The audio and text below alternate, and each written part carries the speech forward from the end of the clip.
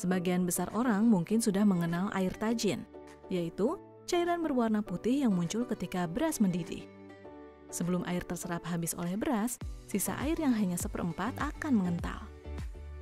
Karena terdiri dari partikel beras, air tajin mengandung karbohidrat. Air tajin dinilai mengandung berbagai macam senyawa bioaktif di dalamnya, seperti asam amino, vitamin B1 atau tiamin, vitamin B2 atau riboflavin, vitamin B3 atau niacin, vitamin E, mineral yaitu natrium dan kalium, hingga zat antioksidan. Air tajin bukan cucian air beras, namun air yang berasal dari rebusan beras yang dimasak secara mendidih. Lalu, apakah memang benar air tajin mengandung berbagai kandungan gizi? Kalau kita lihat, tentu sangat tergantung berapa jumlah beras yang digunakan, berapa jumlah air yang digunakan.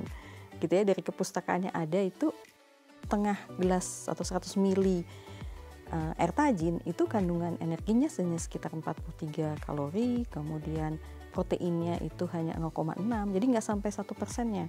Kemudian lemaknya ada sekitar 1,9 kalau nggak salah gram. Kemudian vitamin B itu juga sangat sedikit, 0,086 mg.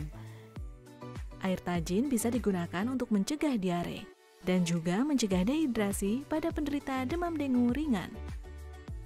Orang tua zaman dulu sering memberi anak balitanya air tajin sebagai alternatif pengganti susu.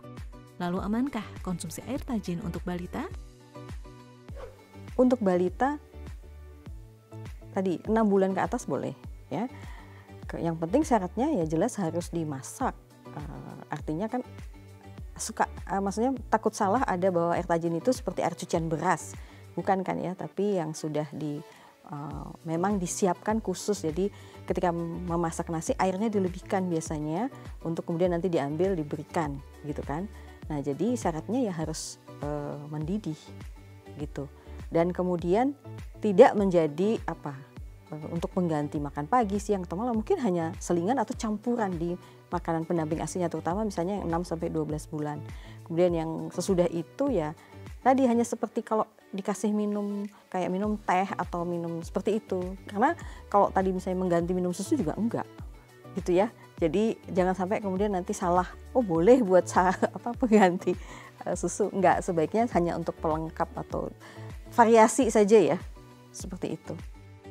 Anak balita di atas 6 bulan bisa mengonsumsi air tajin, tetapi bukan sebagai minuman utama, hanya campuran, dan lebih baik memakan aneka ragam makanan yang lengkap untuk mencukupi kebutuhan gizinya. Sedangkan pada orang dewasa, bisa kapan saja meminum air tajin. Bisa juga ditambahkan flavor atau penambah rasa, ataupun gula. Namun hati-hati bagi penderita diabetes untuk penambahan gulanya. Air tajin jika ingin dikonsumsi harus diolah dengan benar dan menjaga kebersihannya. Tetapi tidak bisa untuk menggantikan sarapan atau pengganti susu karena komposisi gizi yang sedikit. Bisa juga dikonsumsi untuk variasi minuman. Terima kasih telah menyaksikan tayangan ini.